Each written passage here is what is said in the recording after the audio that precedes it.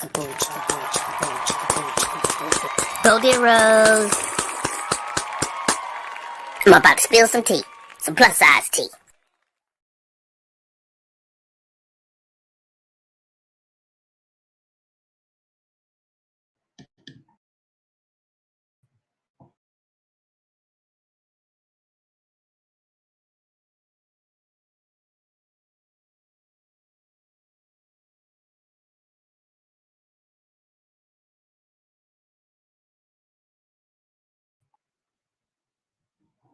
Hello, tea bags. I'm sorry about that. I was having some technical difficulties. Welcome to Plus Size Tea with me, dear Rose. Come on in. I hope you all are having a wonderful Friday Eve. It's Thursday. Tomorrow is Friday. I am ready for the weekend. It's been a gruesome, grueling week, but we're almost there, guys.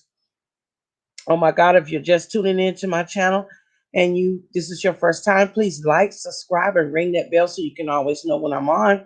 I try to do my shows on Tuesdays, Thursdays, and Saturdays, bringing you plus size tea.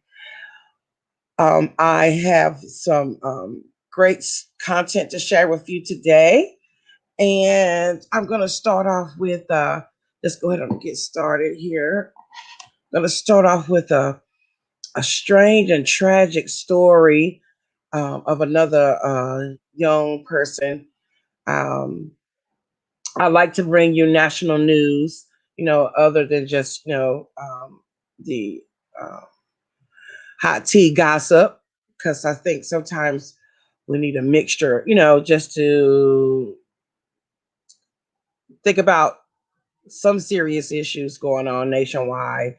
And then we can always talk about the gossip, that. Okay. So I'll try to always bring you some national news every time I'm on. Things that you may not see in your demographic in your area that you may not even have heard of or know that's going on. So that's how come I try to bring you some national news, okay? So let's get started. This is a very strange story, guys. So try to follow along with me. I did put the link to IBT, the hashtag to IBT in the description. Okay, so again, this is a very strange and death of another young black child. This time it's a teenager. It's a female. Okay, so her name is Mikayla Miller, and the headlines reads: Was Mikayla Miller lynched? Black girl, 16 years old, found hanging from a tree after being jumped by white teens. Okay, so it says Mikayla Miller was involved in a physical altercation with 4 other teenagers the night before her body was discovered by a jogger. Okay, so let's get into the story. First of all, my condolences go out to Mikayla family and her loved ones and everyone that loved her. She was such a young girl.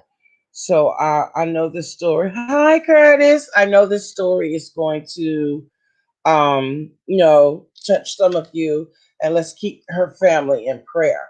Okay, so Mikayla Miller, a gay 16-year-old black girl from Hopkinton, Massachusetts, was found dead, hanging from a tree along a walking trail that led to her apartment last month. In the days that followed her death, Mikayla's mother fueled a social media storm with a post accusing police of turning a blind eye to the teenagers who, she says, bullied her, ambushed, and murdered her daughter allegedly. Okay, so let's get the timeline of the events and see can we figure things out. Okay, so the very first picture in my thumbnail is the picture of Mikayla, okay? Okay, so Mikayla Miller's body was discovered by a jogger at about 7:45 a.m. on Sunday, April 18th, a day after she reportedly got into an altercation with some other teenagers, 4 white other teenage girls, okay? On April 17th, Miller, a sophomore at Hopkinton High, was with two of her friends in the common area, or the clubhouse area as it's called, of the apartment complex where she lives. The two friends left, and she was joined by four other teenagers, two males and two females, while another female teenager remained in a car outside of that clubhouse area. This is reported by District Attorney Marion Ryan. Okay. One of the female teenagers inside the common area, or the clubhouse area, where they call it, was in a relationship with Miller. Because remember, Mikayla was a gay 16-year-old teenager. So one of the female teenagers inside the common area was in a relationship with Miller. Sometime between 5:17 p.m. that evening and 6:41 p.m., a physical altercation occurred between Miller and two of the teenagers, a male and a female, in the common area. Okay, so one of the female teenagers inside the common area was in a relationship with her. All right, that's the first clue. And sometime between 5:17 p.m. and 6:41 p.m., a physical altercation occurred between Miller and two of the other teenagers, one male and one female, in the common area. Now, Miller's mother, Calvina Struthers, told the Boston Globe that the five teenagers involved were white and that the altercation happened because her daughter got into a fight with her girlfriend. At 7:20 p.m., Hopkinton police responded to Miller's home after Struthers reported that her daughter had been jumped. Miller was interviewed by police and told officers that she was pushed and punched in the face during the altercation. Officers noticed that she had blood on her lips, so they could see that she had been in some kind of an altercation. Okay. Between 9 p.m. and 10 p.m., a health app on Miller's cell phone recorded that the phone had traveled 1,316 steps. So, you know, those step odometers that you can wear, like, or well, you don't have to wear it. You can have it on your phone, or it's a device. So, about between 9 p.m. and 10 p.m., a health app on Miller's cell phone recorded that the phone had traveled 1,316 steps, which is the approximate distance from the apartment complex to the woods where her body was found the next morning, according to Ryan. Okay. My daughter was jumped by a group of kids on Saturday, April 17th, 2021, and was then murdered hours later in Hopkins. She was tied to a tree and left for dead, read the alleged statement from Struthers, her mother, which was tweeted by Violence in Boston Incorporated. Okay, so this is the tweet. Trigger warning: suspicious death of Black Hopkins teenager Mikayla Miller. I was absolutely gutted today by this news.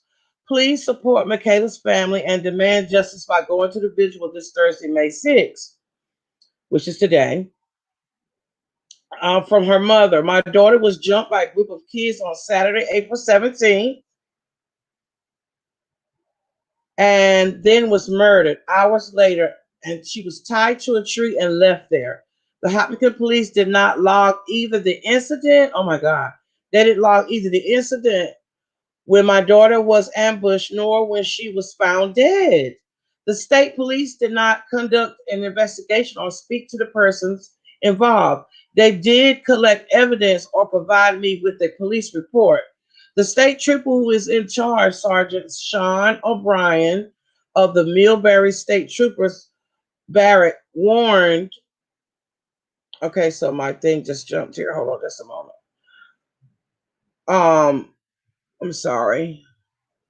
We're having a storm here, so it's horrible. It's a very long story. Just a moment.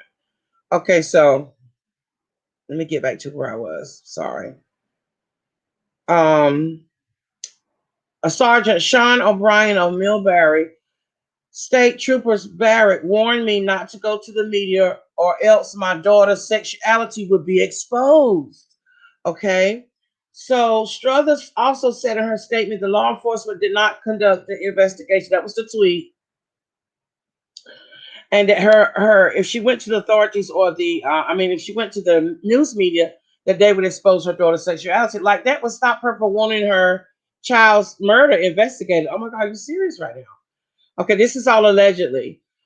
Struthers also said in her statement that law enforcement did not conduct an investigation into her daughter's death, not only dismissed it as suicide, but also withheld information from her that the state trooper in charge told her that warned her against going to the media as it would expose Miller's sexuality at the time. The district attorney office said publicly her death was not considered suspicious.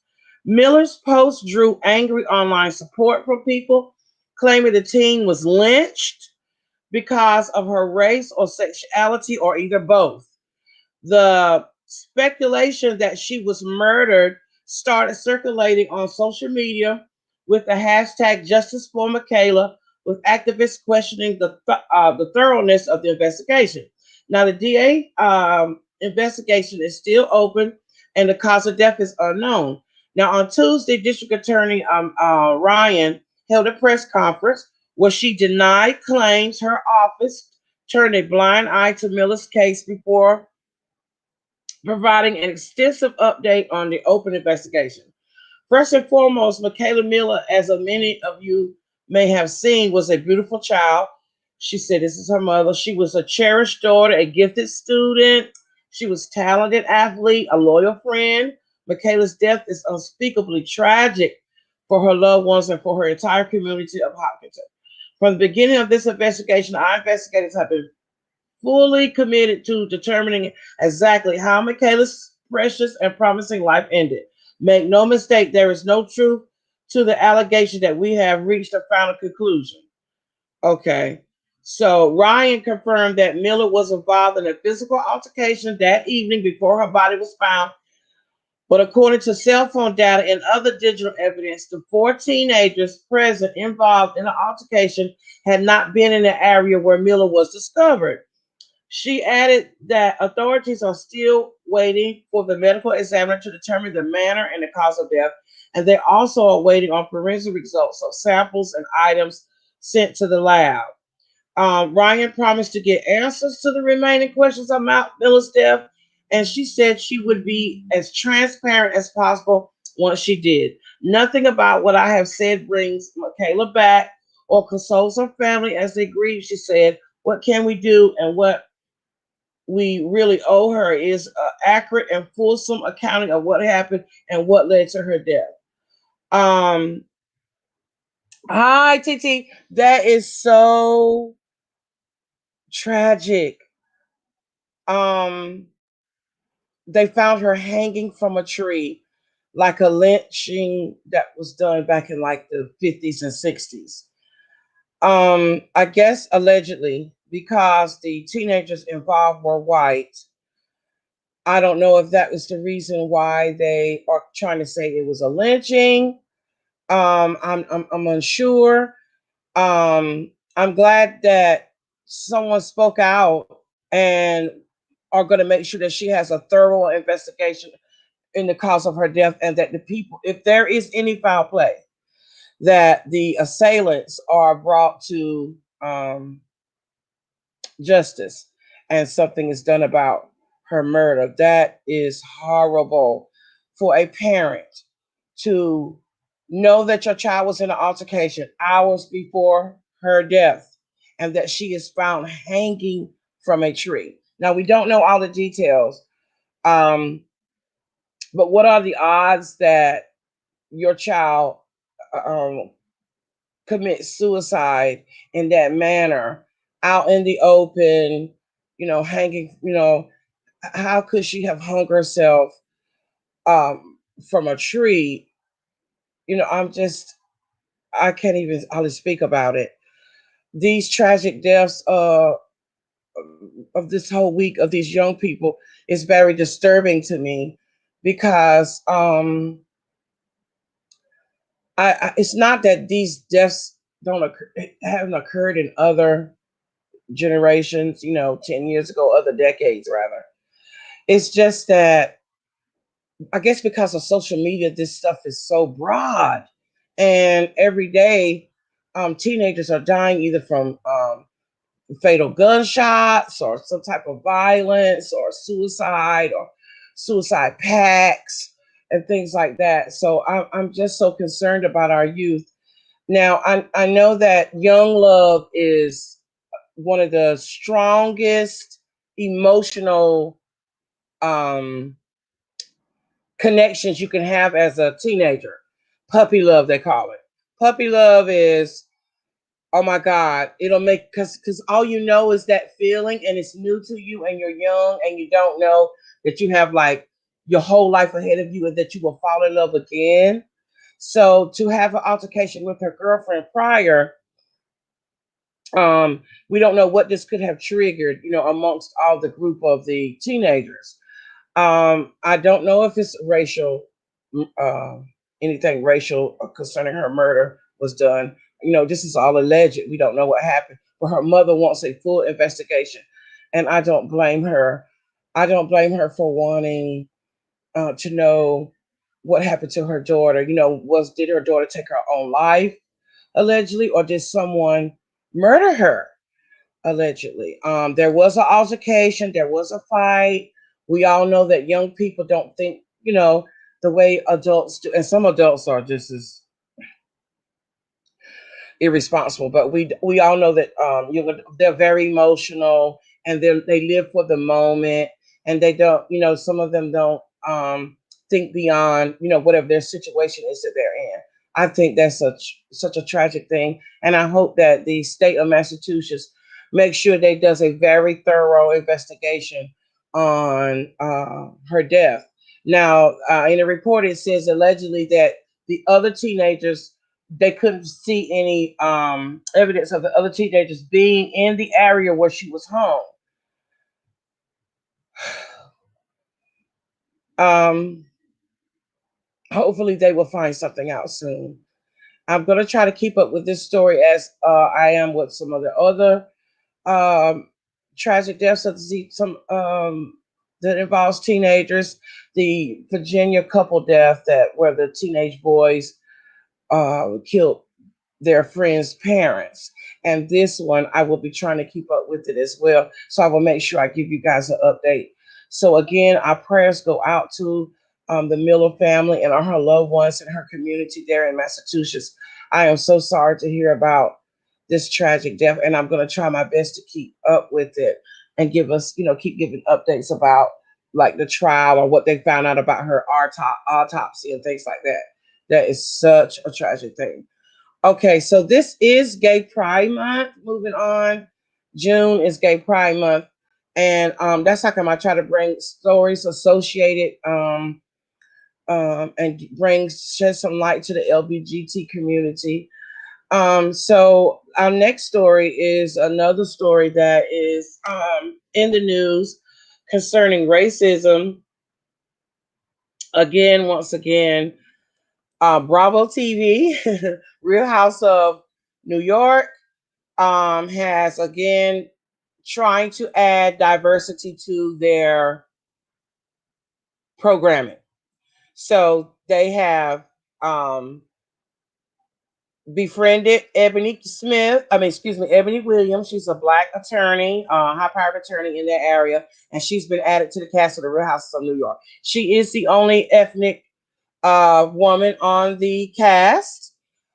I've been watching the show since it aired this new season, and I find it hard to watch because now that I know that some of the relationships between the ladies are not really organic, they like say that they're friends. I think she's supposed to be brought in by Leah.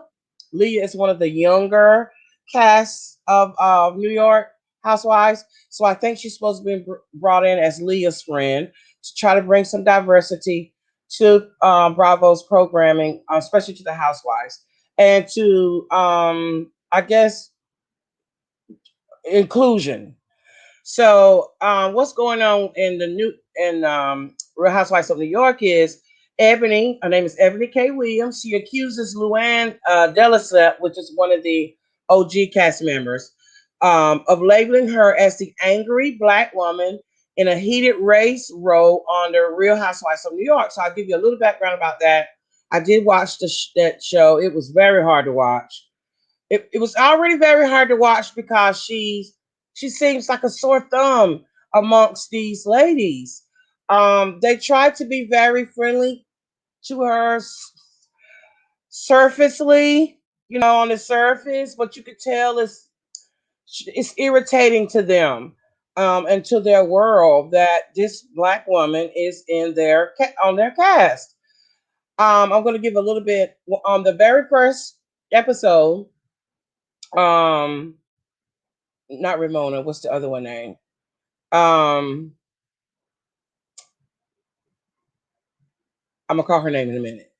On the very first episode, one of the other ladies is highly intoxicated. Okay, so she is constantly saying, "Oh, I'm a good person. Oh, I do charity work." Okay, I love her. The one that I'm talking about. I like her character. I like her.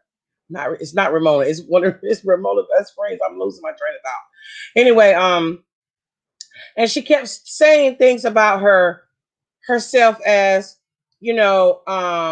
she's drinking. All of them are drinking that night, and as Ebony was too as well. And this is the Morgan. This is the one that's married to the J.P. Morgan in the Morgan family. I'm gonna call her name in just a minute. And uh, uh, um, the Morgan lady is constantly saying like what she do for charity, how she's such a good person, and to me she was saying those things as like, oh, I'm not prejudiced, oh, I'm not racist, or I don't know why they feel like they had to bring a black person on our cast because I can understand why Bravo is doing this to try to show inclusion and that they're not racist because Nene from the Housewives of Atlanta has accused Bravo of being like showing racial, you know, being racist towards, I don't know if it's just the black franchises, like Potomac and Atlanta, I don't know, but she did accuse them of having some racial undertones and things like that in their contracts and the way they are treated. The cast is treated differently, so I'm not sure. But to me, Sonia Morgan. Okay, so Sonia kept repeating like how good of a person she is, and you know, and to me, she was saying like, I don't understand why they have to bring this black lady in our group. It messes our group up. And that's the dynamic of them. They're very wealthy. They feel like if they do their charity work and don't work at the soup kitchen and give the Christmas toys away or whatever, that's all they have to do. That makes them good people. But again, I think Bravo wants them to have the conversations. I think they want them to, they want to show that you just can't say, "Oh, I have black friends." They want you to like really interact. They want to see the interaction, and it's causing an uproar in a lot of the franchises. So anyway, let's get to this. So Ebony is on a vacation with them for the weekend in the Hamptons, in the Hamptons, and LUANN throws this brunch or a luncheon, and her boyfriend cooks this lamb curry and this and this and that. And they paint a nude picture of um, this model, and they're having fun, and everything is okay, going well. And they sit down to have lunch. And first, it starts off with Leah and Ramona.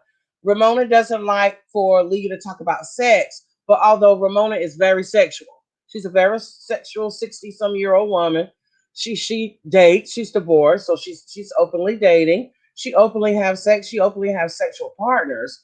So I don't know why the her talking about, because Leah's like 30 years their junior, most of the ladies are in their 50s and 60s that are on this Housewives show, except for Ebony and Leah. I think they're in their late 30s, early 40s. So um, Ramona is expressing herself, saying that she doesn't want to hear about penises and coochies and titties and how big a penis is and da da da da da. So Leah says, well, just last night or a few nights earlier, you were taking pictures and you pulled up your bra and you were showing your titties and this and this and that. So which way do you want it, Ramona?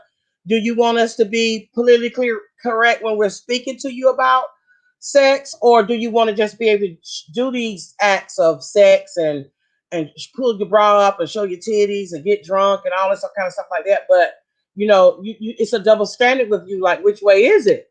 So they are arguing and going back and forth. And then Leah, and so now let me go to what Leah and LUANN, excuse me, Ebony and LUANN has a conversation as well. So I'll take you there. Okay, so LUANN de Lesseps and Ebony engaged in a racially charged argument during the Tuesday's episode. Okay, the heated exchange accumulated with LUANN, 56, telling show newcomer Ebony, she's 37, that she should leave her Sag Harbor waterfront home. Later, Ebony hit back at LUANN and accused the star of labeling her as the angry black woman, a racist trope often used as a slur and is portrayed to African American women when we try to express ourselves. They always say that we're angry black women. Okay, so the conversation went like Ebony said that she was the most educated woman at the table, and LUANN got offended and said, "Oh, because you have a degree, you the most educated." And then she goes on to say, I've been here and I've been there, and I can speak three languages. That's what educated is. It's just not a piece of paper and this and this and that.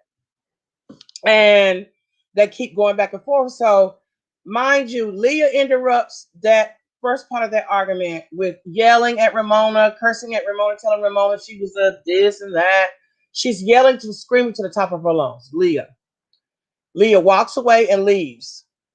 When Ebony and LUANN gets into the same type of heated argument, and as soon as Ebony becomes passionate about what she's saying, Ramona says, "Oh my God, you're screaming and yelling.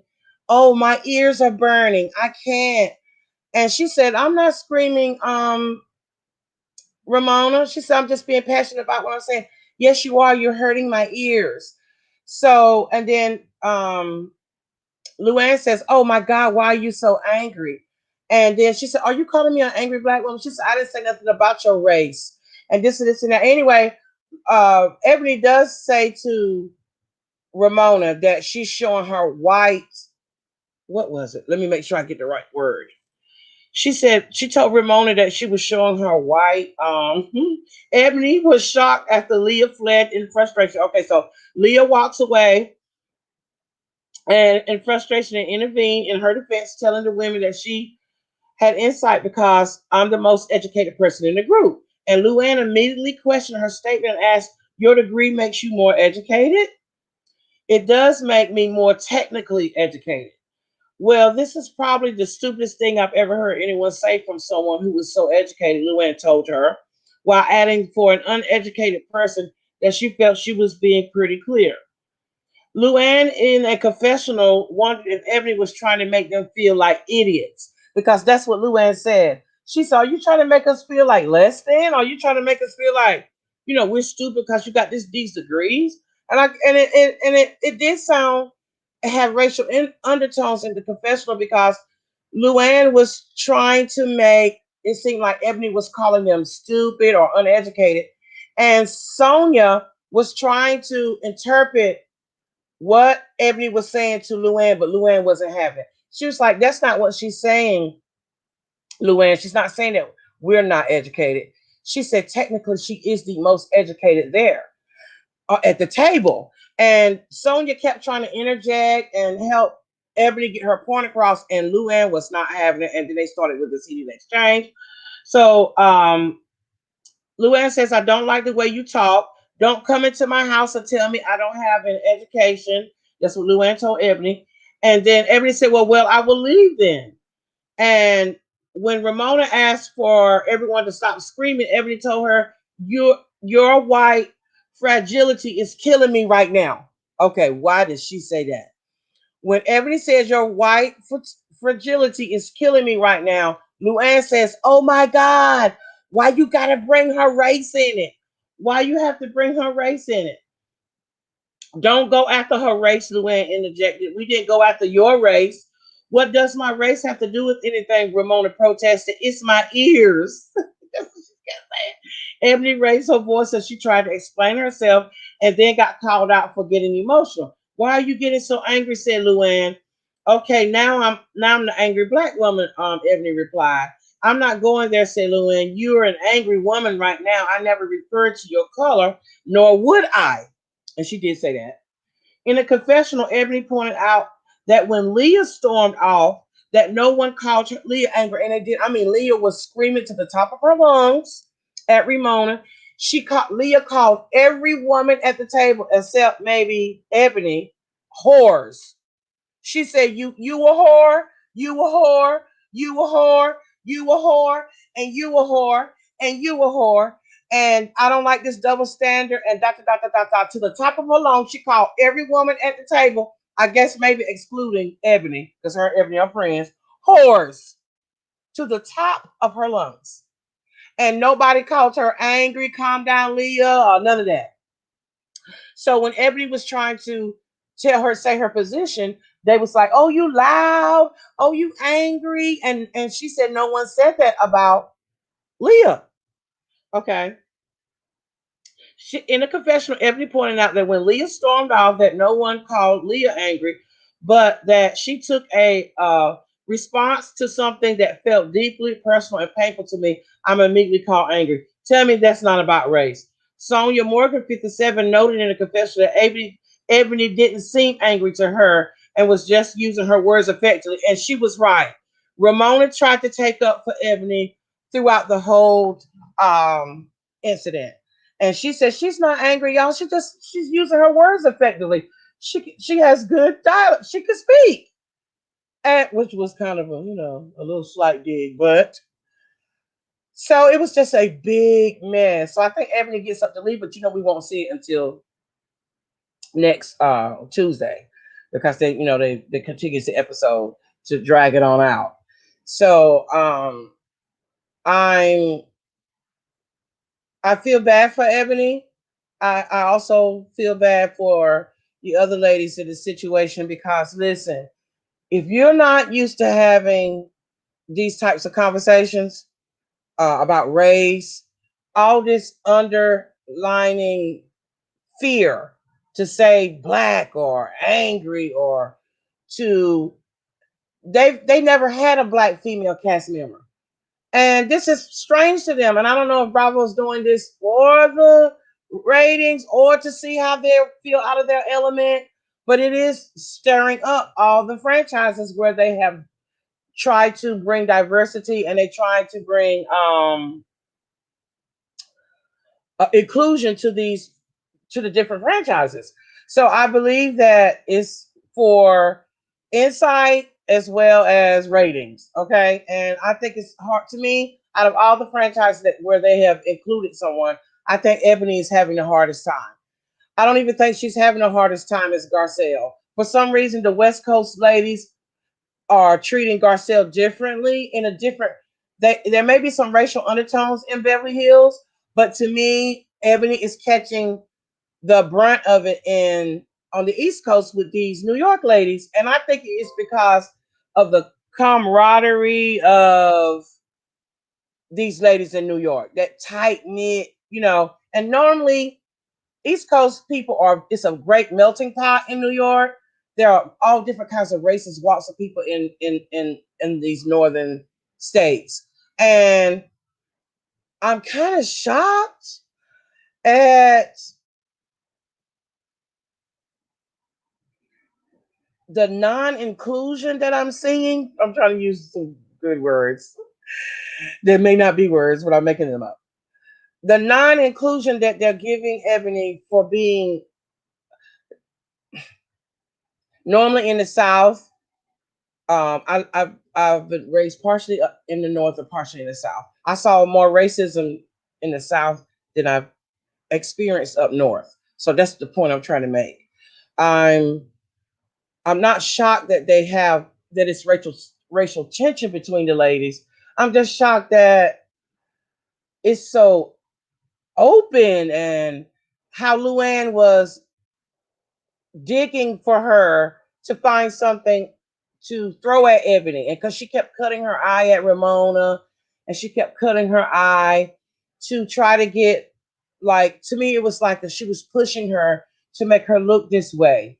And what LUANN doesn't realize is that, we're watching your reactions. We're listening to your words, all of her, Ebony and her and everybody else at the table. We're watching all of this play out, and everybody's going to have their opinion, draw their conclusions. Some's going to be on their side, some going to be on every side. It's always, and it's going to be about race because it's a black woman versus a table full of white women. So what else, are we going to think? Some people may feel that Ebony, when she said that Rhony was doing her right fragility, they may say that that was wrong. But we're not at the table with Ebony. We're not sitting at the table with a table full of white women that are attacking you or telling you that you're screaming and yelling or that you're being angry. We are not experiencing that. So maybe that was the best way that she could express herself without saying something else. We don't know. But hats off to Bravo with this inclusion, racial inclusion, and this diversity thing that they're on right now, because it is causing a lot of conversations to be had. And I think everyone should take notes that to talk about racism, it is not easy. It is not easy to talk about racism. It's just not. When you've never had to do it. Again, there's never been a black castmate of color on New York Housewives and some of the other franchises. And it's going to be hard. I want to see this the rest of the season. I think it's going to be a hard season. If Ebony decides to come back, and this is only like the third episode of the season, and this is already filmed. Ebony has already closed her social media down because she said she knew she was going to get a flood of DMs and comments on her Instagram pages and Twitter. So Ebony has temporarily, shut off her social media pages because she doesn't want to hear the backlash or she doesn't want to hear the comments because of the episode that played. So I am just, whew, watching it. My mouth was like open. Like I was shocked. I was shocked at LUANN when just a couple of seasons ago, LUANN walked around with a Afrocentric wig on. You know, she always claims she's like Indian or something like that, that she's not fully white, that she has something mixed with her and all this kind of stuff like that. So I'm really shocked at even though LUANN didn't say angry black woman, even though she didn't say anything racial, but it was the undertones of it. It was her, to me. That's just my opinion. She was it's like they're on this thing to, like, you're not gonna come back next season. We have to film what you did season, but we're gonna make it rough enough for you where you're not gonna come back next season. I don't it's just like it was with Orange County with the COVID when they were talking about Black Lives Matters doing that. I don't know if they wasn't thinking about they were being filmed or what, but that season was hard for me to watch. Hearing them talk about Black Lives Matters and the argument they got in, and what you call saying she was black on the reunion show and all of that. It's just too much. But I think that these shows are showing us that we have to have the conversations with our peers, white, black, whatever culture. We all need to get together and have these conversations so that it will be easier for us to interact with one another. If we get in an argument with someone that is not black or someone that's not white or someone that's not the same race as us, that we won't have to bring race in it. You know, Um, it's just an argument. It doesn't have anything to have to do about you being stereotypes about you being white or black or Asian or Hispanic descent and things like that. Will that day ever come? We don't know. But good luck, Ebony and the ladies of the Real New York Housewives. I'll be watching you next week to see how this turns out. Okay, so moving on, moving on, and again to the June being Pride Month and my birthday month. um, we have another history making trans woman.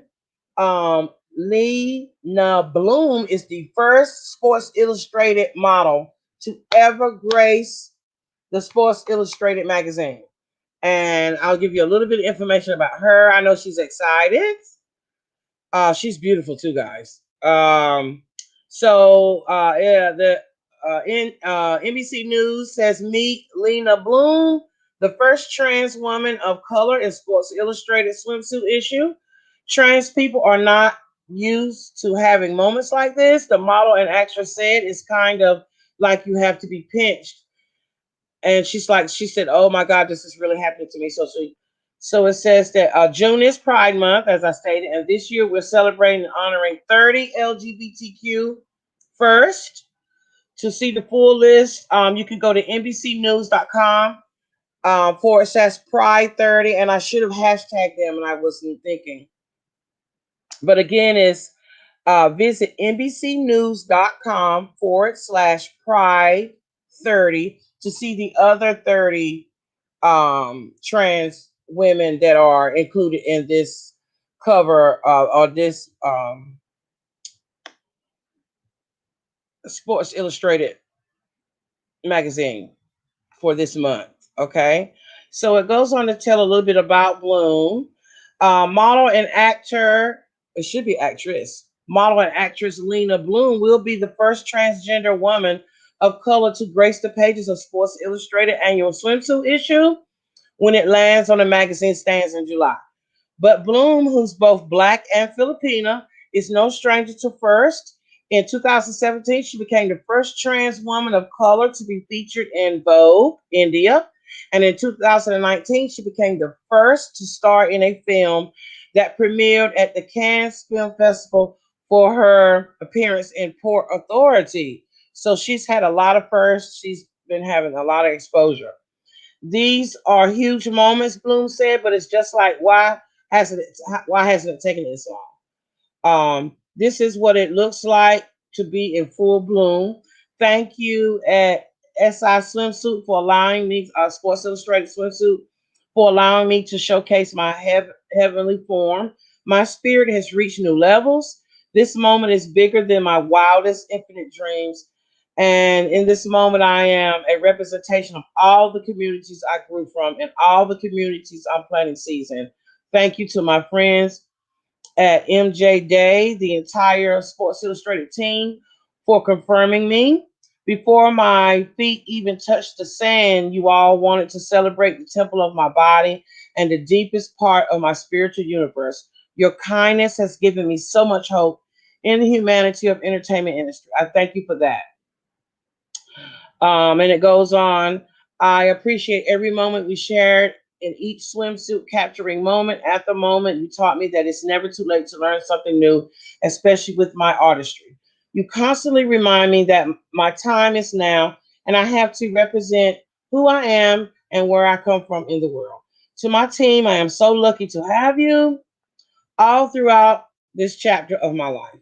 And she has tagged several people. I love you and thank you. I mean, at several people. And I love you and thank you for never giving up on me, fighting for me, and most importantly, for pushing me to the greatest human being I could be in every moment in my life.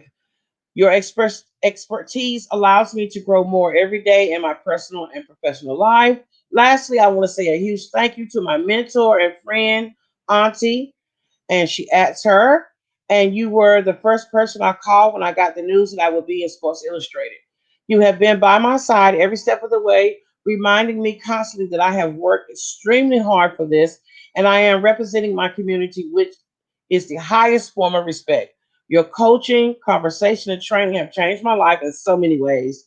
I'm so lucky to have you in my life, and you are definitely one of the most intelligent humans I've ever met. Thank you for sharing this journey with me. We have so much work to do because a new journey has just begun.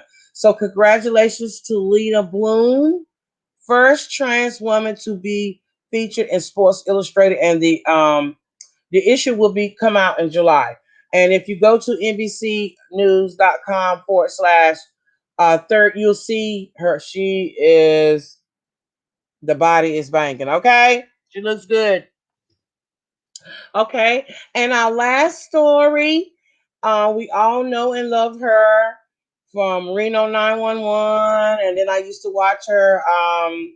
She was on HGTV. She used to be a host to the show, that a remodeling show that I used to watch. But in another celebration for Pride Month, Niecy Nash crying tears of joy because she's so happy. This is her first Pride times being able to celebrate first Pride, and she's very happy about it. And the article states that she hashtagged it on her Instagram, and it shows up the picture. I have the picture, the thumbnail of her. On Wednesday, she posted a picture of herself capturing the shot, stepping into my first hashtag Pride Month. I'm expecting invitations. She says she's accepting invitations, gifts, and welcome packets. She's so happy about it, and it goes on to tell a little bit about they have her in her bathing suit, and it says she met um, her wife. Let's see, Nash and Betts, I think it is, has been friends for years, but didn't become romantically involved until after the comedian went through her divorce with her latest husband, Jay Tucker. And um, it says that I think this is my first time in my life I've ever been in a relationship and felt fully seen. Niecy Nash told Entertainment Tonight, we fell in love here, and we spent a lot of time together during quarantine. So we've had many dates all around the house. We were really, really good friends, and I loved her as a person, Niecy Nash stated. I have this thing blocking my, I don't know what's going on. Um, it's spinning, and I can't get it out in front of my commentary. I am so sorry. I wanted to tell her little story here, and this thing is blocking. Um, there's no doubt about that she loved me just as much as I love her, quote unquote. And she said she never thought about a relationship with any woman before, and she just said she don't know what happened, but she looked up one day and she said she was in love. They fell in love, and she knew that it was the one. She said this is the freest she's ever felt, and that this is her person. And they fell in love during the quarantine, and they got married. I was shocked as well. But love finds you every corner of the world, every situation. You never know where you'll find love. You never know who you'll fall in love with. And as another celebration for Gay Pride Month, most of these stories, except for the Real Housewives stories, which is more of a racial story, but all a struggle for all racism and LGBTQ plus communities to be included and to make to feel accepted. We never know if one of our children will be gay, or we have a family member that may be hiding it, or friends that may be afraid to come out because they feel like they may be judged. Um, the LGBTQ plus communities, a lot of them suffer from a lot of depression and shame and not wanting to come out and not wanting to be themselves. Not even speaking on race or sexuality, when you cannot be yourself, period, no matter whether it's what it is that you want to be as a person, and you're afraid of what someone might say or how someone might treat you, or it's hard as a human being, as a person, to try to hide your light under a bushel. It's hard. So just imagine when you want to be something that has a stigma to it, such as your sexuality or your weight or different other obstacles that people face that's not normal. See, a lot of things are not accepted because it's not normalized. So if you don't see a big girl with a guy, they fat shame him for liking a big girl, and then you have um, people that have different sexualities as other than heterosexual, and you shame them for their sexuality, and then you shame race people for different races, and you shame people for their then it's colorism, light and dark skin in all cultures. Dark skinned people are revered lower than in all cultures, Asian, Hispanic, all across the board. It doesn't matter. I'm not just talking about African Americans. In all cultures, it's colorism. So just imagine you wanting to be a newscaster or do something that's in the public, or just live your regular life, period. And you can't be yourself because you're afraid that somebody is going to judge you, treat you badly, ostracize you, and things like that. Just imagine how that person will feel. So how I try to make sure that I am respectful to other people's decisions, the way they live their lives, is I think about myself and I think about my children. If my child was being mistreated, or even myself, I'm a plus size woman, and I want to be a lot of things that would require me maybe to be thinner, or what they consider average size. But I have to push beyond the barriers of those things and see myself in those positions and dream the dream and try to accomplish these things and overcome the barriers of being a big fat black woman. And I'm getting ready to be of a particular age. So every human being deals with a lot of discomforts. And when we try to put labels on people and we try to hold people back and say, oh, you can't do that because you gay. Oh, you can't do that because you fat. Oh, you can't do that's not fair. That's not we're supposed to live life in liberty and in love. We're supposed to be free to be who we want to be, love who we want to love. And it's not fair. And this whole show is a lot of different types of situations that humans have to go through to just get up every morning. If you don't have any support to help you get through the day, I hear so many sad stories about the LGBTQ plus community when they come out. Some of them are killed, some of them are parents disown them, and they give all kinds of reasons why, you shouldn't do this or you shouldn't be this way. Same thing with plus size women. I see so many plus size women on YouTube. They do these clothing hauls. I am so proud of them to be able to get on this platform and show their real bodies, to show their rolls and show their curves, and that we're human too, and that we can wear nice clothes, short clothes, bathing suits, shorts, sexy dresses, sexy lingerie, lounge. I mean, it's just I didn't even know it existed. It's like I've been in like a bubble for like years. I didn't even know that plus size communities like this existed until I started really trolling YouTube.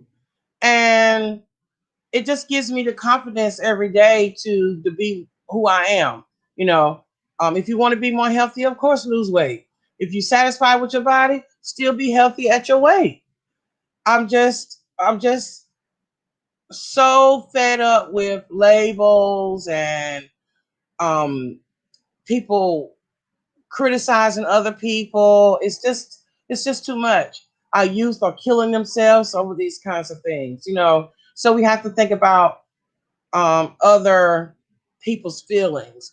And on my show yesterday, me and my co-host was talking about humility and being humble and love and being loving and showing love. And that's what we have to do for one another, for racism, for sexuality, colorism, and all the other isms. We have to show love to one another. We have to respect one another. We have to give each other space to be who we want to be. We may not agree about everything, but we can at least love one another and respect each other. That's all. I don't know what it's going to take. I don't know what it's going to take. I don't know if it's going to take another pandemic. I don't know if it's going to take several other murders and mass shootings and suicides. And I don't know. But we got to wake up and start loving one another. We can't get to heaven.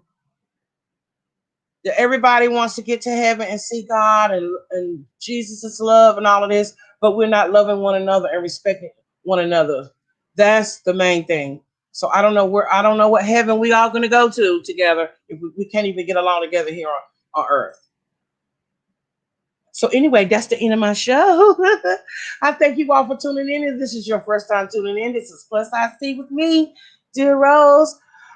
Tuesdays, Thursdays, and Saturdays I do my hot tea show here on YouTube. And on Monday, Wednesdays, and Fridays, I do my Spotify anchor show where it's a little bit more motivational, spiritual, my life's journey. Please like and subscribe, ring that bell so you can always know when I'm on. I'm always going to bring you some national news, and then I'll do the hot tea at the end. I thank you all for going on this journey with me. I am new to YouTube. I'm loving what I do. I love to talk. I'll talk about different things, talk about different topics. This is only just my opinion, uh, you know, and I feel like some people will um, learn from others. You can always learn from listening to somebody else talk about things and how they feel. That's how we learn. That's how we begin to include other people's way of lives. That's how we get along. That's how we learn. I love learning new things, and I hope you all want to learn with me. So, like and subscribe, ring that bell. I love you all. Good evening to some, good morning, and good afternoon to others. Smooches. Let me show my new ending here. Let me see, can I get to it? It's going to be a little hard. Okay, here we go.